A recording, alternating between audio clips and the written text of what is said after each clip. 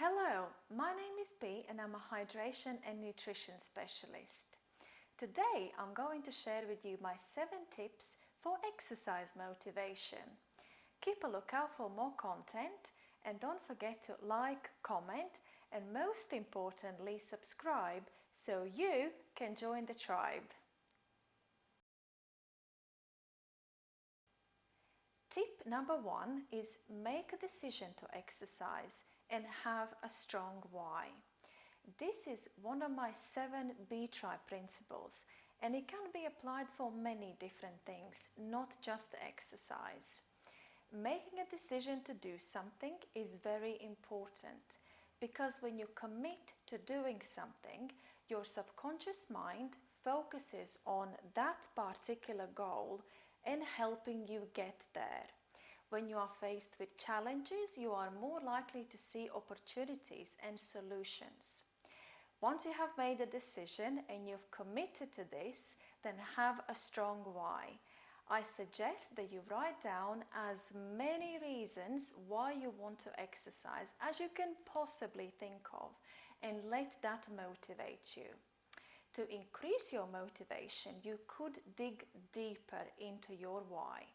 For example, if your why is exercise for weight loss, then really understanding how exercise can help you achieve this, not just by burning calories and burning fat, but also by, for example, increasing your basal metabolic rate, which is going to increase the calories that you burn even when you rest, and also improving your gut health, which is linked to exercise, could really help to increase that motivation for you.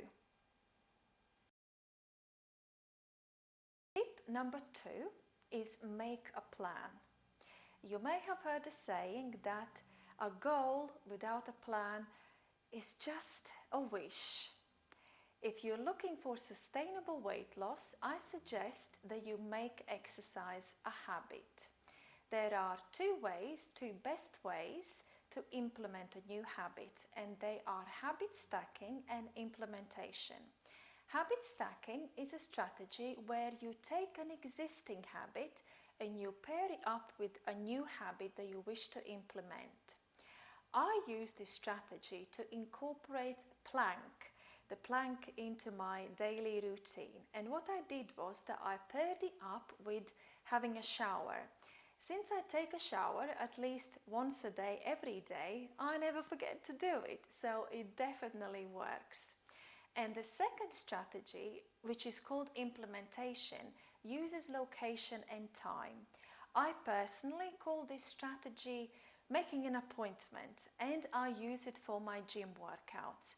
What I do is that I would write them into my diary, and basically that means that they have a day, they have a time, and they have a place, which means that I'm more likely to follow through with it. If you would like to learn more about best ways to break bad habits and form new good ones, then I would like to invite you to read James Clear's book, Atomic Habits.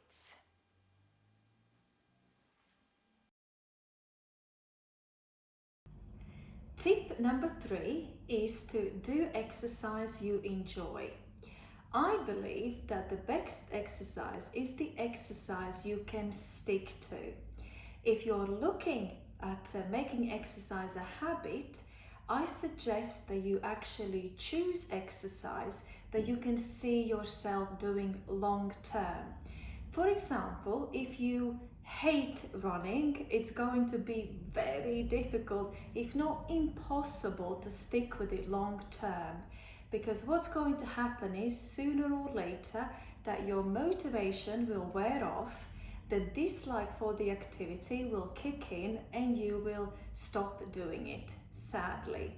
So choosing something that you know you can see yourself doing long term is going to be a much better decision.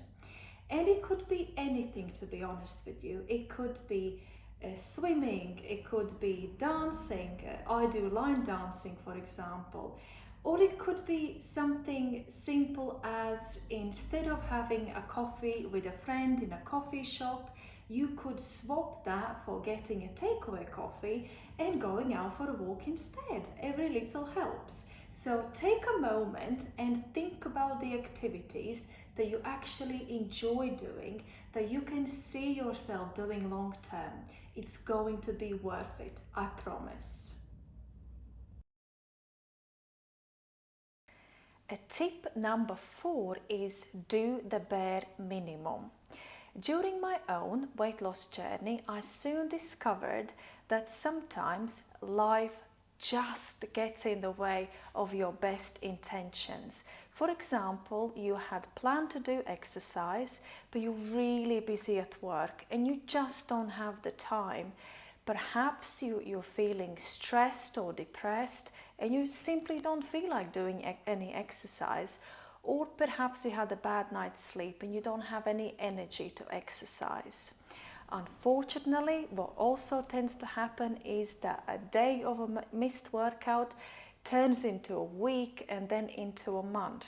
So to avoid this from happening and to break the cycle, if you like, I started adopting the do the bare minimum. And what that looks like for me is that instead of doing 45 minutes to an hour of my usual exercise, if I'm busy or I haven't had the best night's sleep or whatever the reason is, and I don't feel I can accomplish that, I will do either a 10-15 minute walk around the block, so I'll just walk to my local shop and back, or I'll go to the gym and I'll do 10-15 minutes at the gym. And then I feel like I've done something, because doing some exercise is better than doing no exercise at all. And also, if you keep doing it, and even if you do the bare minimum, what you're doing is you're still helping to make a habit of it, even if it's not for the planned duration. Most of the time, what you will find is that you will do a little bit more or a lot more, because the hardest thing is actually starting and getting there in the first place. So if you just do the bare minimum, great, you've accomplished something. If you don't and you do a lot more, well, then that's just a great bonus. And I love what it does for your mindset, because you go from having the mindset of, I have failed to exercise today, and perhaps you feel frustrated about it, you feel guilty about it, you feel like a failure, to the mindset of, I've accomplished something despite being busy or tired. I've accomplished something, and it's just a wonderful shift in the mindset. Tip number 5, support your exercise efforts. Exercise works best when it's combined with a healthy diet. I myself take whole food supplements that bridge the gap between what I am eating and what I should be eating. Hydration is also something that's really important when it comes to exercise performance and recovery. And it's not just about the amount of water that you drink, but it's also about the quality of the water that you drink. I drink electrolyzed reduced water that is ultra hydrating, it's detoxifying, it's rich in antioxidants, and is also anti-aging. When you support your best exercise efforts with the right nutrition and hydration, you will get better results, and that is really motivating. If you would like to improve your nutrition or hydration, maybe both, please visit my website and read the nutrition and hydration pages on there. You can also book a free consultation with me. The link for this is in the description below. Tip number 6, mix things up. If you keep doing the same exercises over and over again, you will stop challenging your body, and it will probably get a bit boring for you too, which won't help your exercise motivation.